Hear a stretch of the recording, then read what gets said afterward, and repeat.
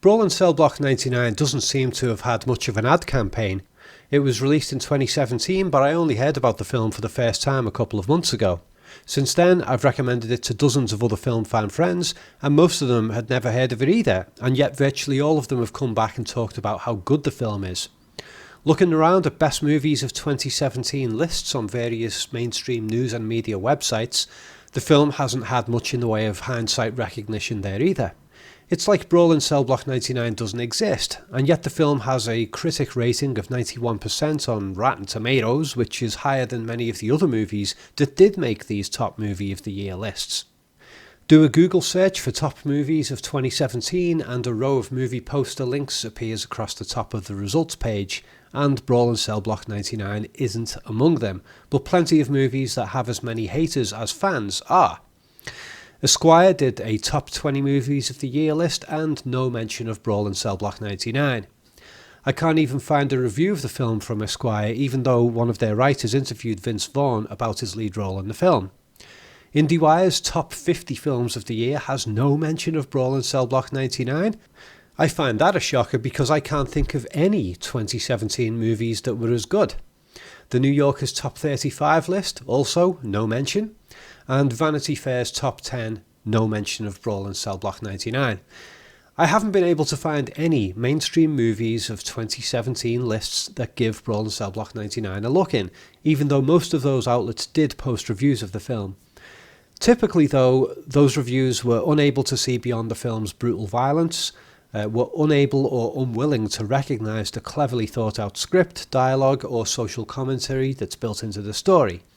The film is actually far better than most of the films that did make their top movies of the year lists.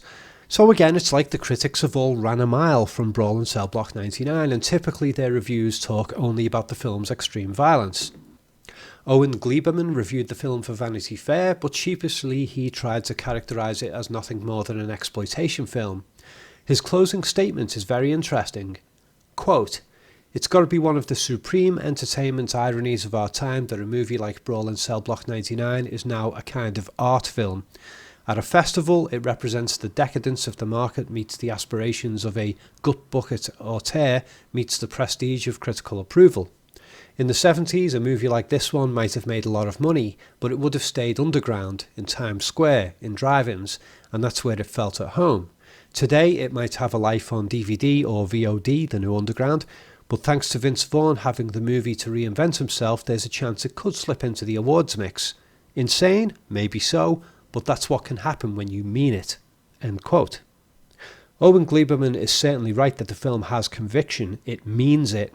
He's also right that it's as much an art film as exploitation, though he seems to disapprove of this perception.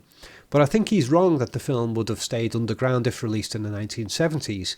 I think he's absolutely wrong on that point. This film is just as good as many of the biggest action movies of the 70s that have become cultural classics still talked about today, stuff like Dirty Harry.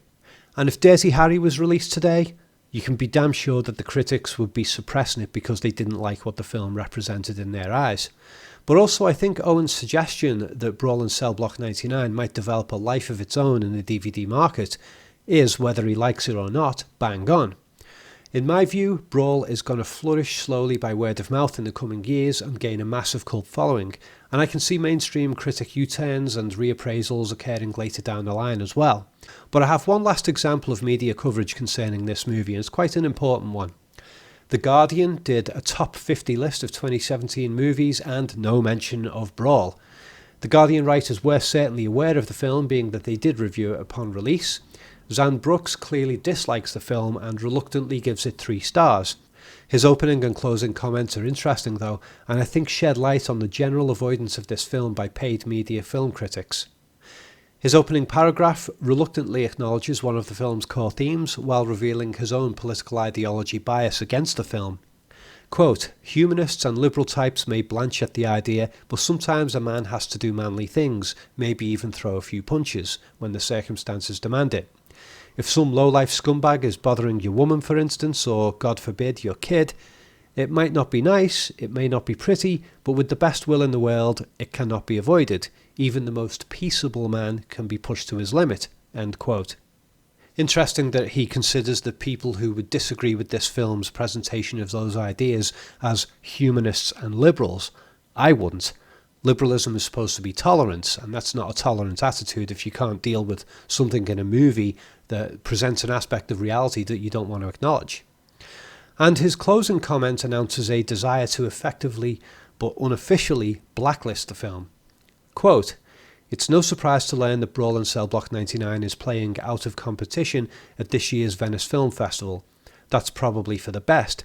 Zala's film is entertaining, incorrigible and borderline incoherent. It is the violent drunk at the party, liable to lash out. Imagine if they threw it in amid the gilded nominees. Imagine the horror if it then didn't win. It would start overturning tables, body slamming the judges, biting off noses. Far safer to keep it securely quarantined away from polite society. Approach this one with caution, and whatever you do, don't look at it funny." End quote. He tries to pass it off as a very clever joke, but he clearly wants this film to be suppressed in terms of its viewing audience due to his personal disapproval of its content. That is not a liberal or humanist position as far as I can tell. Fortunately, much of the public are wiser than the ideology-blindfolded mainstream movie critics. The critics can throw all the undeserved praise they like at an abysmally scripted movie like 2017's Blade Runner 2049, but word of mouth wins at the end, and though that film has its fans, most of us can see the severe scripting flaws. At least 70% of people I know who've seen the film consider it garbage. And yet, I haven't met a single person who's seen Brawl in Cell Block 99 who doesn't like the film, or at least didn't find it interesting. I think Brawl's reputation is going to become even stronger for the fact that it has been so unreasonably avoided by the mainstream critics. It's a movie with guts that puts forward a lot of truths that ideologists don't want to see. It may be presented in a surrealist and arguably unnecessarily ultra-violent style, but the human truths are there, and the film is very intelligent beneath the violent surface. Thanks for watching. You've been listening to Rob Ager. More film reviews and film analysis and so on at my website collativelearning.com. There's also links in the video description below to my Facebook and Patreon and Twitter accounts if you want to support me at those social media outlets. I have a lot more to say about Brawl in Cell Block 99, and I'll be presenting some of this in future videos. Thanks for watching.